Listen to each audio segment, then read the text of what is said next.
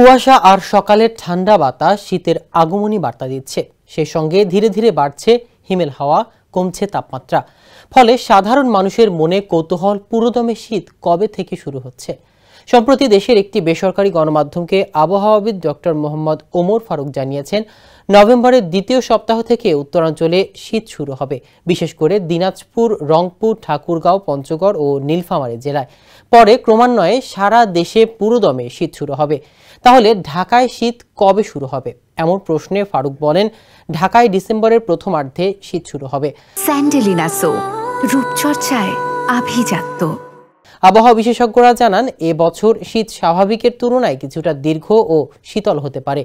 December থেকে জানুয়ারি পর্যন্ত দেশের বিভিন্ন অঞ্চলে মাঝারি থেকে তীব্র শৈত্যপ্রবাহ বয়ে যেতে পারে।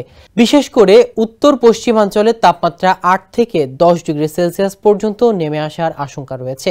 শীত বাড়ার সঙ্গে সঙ্গে দেশের দক্ষিণ পূর্বাঞ্চলে সকালের দিকে ঘন কুয়াশা এবং হালকা শিশির পড়া স্বাভাবিক ব্যাপার হয়ে উঠবে। কৃষি বিশেষজ্ঞরা মনে করছেন, এই আবহাওয়া সবজি ও আমন ধানের জন্য কিছুটা ইতিবাচক প্রভাব ফেলবে।